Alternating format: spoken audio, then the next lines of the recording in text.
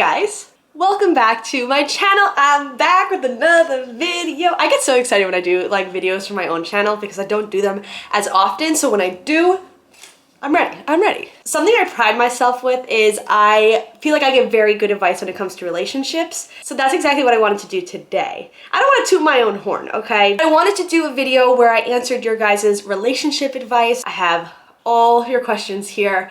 We got a lot to go through, okay? Maybe this could be like a series, I don't know. Sam and I are going on a date tonight. I'm gonna answer some questions as I do my hair.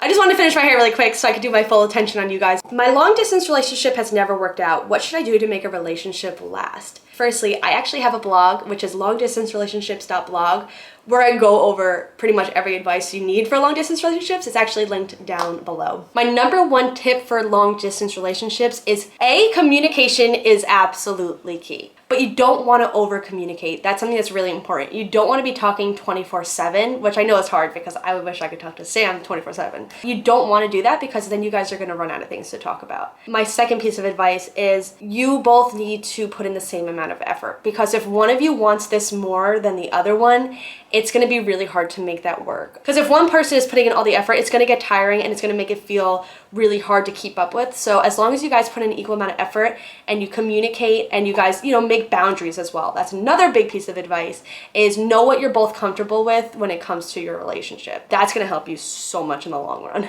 But check out my blog. There's a lot more in-depth answers there. Next question just says overthinking. Now, I assume this is overthinking in relationships, and I'm definitely your girl for that. Especially in the beginning of my relationship with Sam. Overthink? I was overthinking everything. I don't know what the word is. It's not necessarily a bad thing, but your mind can go to crazy places when you overthink. Also, Sonny's in here, so if you hear chewing, that's him chewing on his bone. I don't know what you're overthinking in your relationship, but if it's similar to thinking your partner is gonna leave you or cheat on you, just remember that your partner is with you for a reason. That's something that helped me a lot, is like when I thought, Sam's gonna leave me for someone else, or like Sam's friend is prettier, why is he not with her, or something like that. I would just think if he wanted to be with that person, he would. If he wanted to cheat, he would. And I think that's what helped me, because over time I was like, oh my gosh, okay, so none of that's happening. It is in my head. And I will be honest, overthinking is really hard to get over, but it took me I'd say probably 3 years into the relationship to understand okay, he's not leaving me. How often is it normal to fight or argue? It's absolutely normal for you and your partner to argue in a relationship. There's not a single couple on this earth that doesn't have arguments with their partner. I'm just gonna say that straight right now. Even if they say they don't, they do. Me and Sam very rarely argue, but we do. And when we do, it's resolved within 5 minutes. That's something I always say, is try to resolve it as soon as possible, because if one of you storms out and leaves for hours,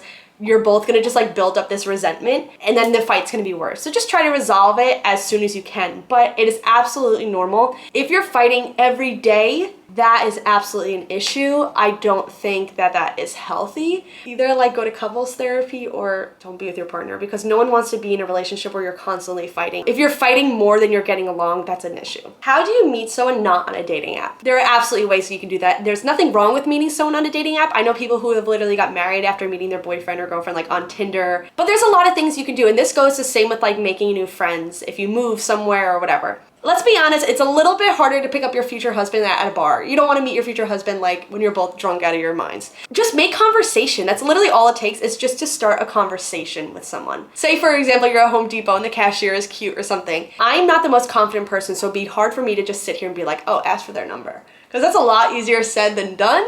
But just start a conversation. I've been pushing myself to start conversations with people, and I've actually made some friends that way. Or just get their Instagram and slide in their DMs.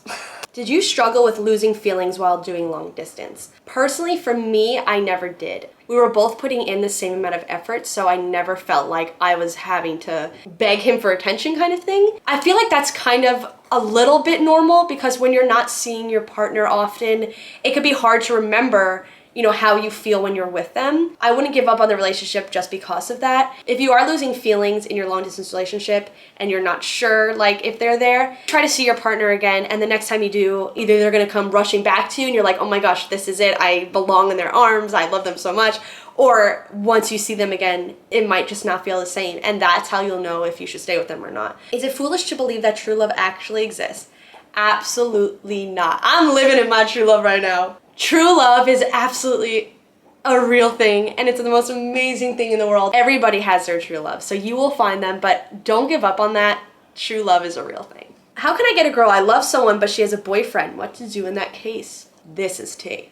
My number one piece of advice for this is please do not be a homewrecker. It just drives me crazy when people like know someone's in a relationship and they still attempt to get with that person. Like, please just be patient at least. Like, maybe things aren't gonna work out. For you, I would just wait and see if things work out between her and her partner. Do not try to interject yourself, because that's gonna probably make her resent you a little bit for trying to break up her current relationship where she's happy. I know it's hard, especially considering you're saying that you love them, but you don't want them to end up resenting you for breaking something good that they currently have. So just be patient, but also understand that everything happens for a reason.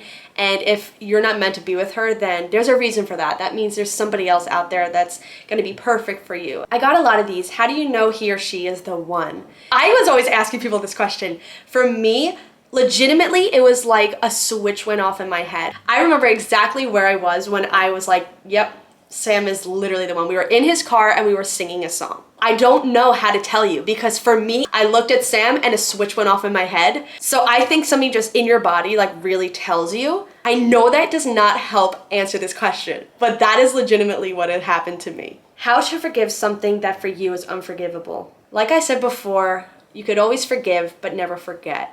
I am someone who holds grudges a little bit, a lot of it, okay. I know a lot of people say like people make mistakes, but it is hard, especially when you're saying unforgivable. I don't know what they did. You don't have to forgive somebody. A lot of people might try to pressure you to forgive someone for whatever they did, but if you don't feel like it's something that's forgivable, don't feel pressured to forgive them. And I feel like that's like bad advice, because I feel like you should forgive people, but I'm really bad at that, so I'm just gonna go with my gut and say you don't have to. How do you manage the jealousy factor in your relationship? 18-year-old Monica was jealous. I wasn't very secure in myself, and I still don't really have that much confidence, which I'm working on. I've been working on for a very long time, but it's, you know, it's a lot easier said than done to feel confident in yourself. What helped me to get over being a really jealous, crazy girlfriend, I kept thinking if Sam wanted someone prettier or this or that, he would go and get that. That is what helped me so much, that I stopped being jealous of all these other people, because I was like, okay, but I have Sam. I have the guy I want. So why am I jealous of this girl? There's a difference between being jealous and being envious. And like, I'm envious of a lot of females. Like, I'm envious of like Victoria's Secret models, and like I'm envious of certain girls' like personalities and stuff like that.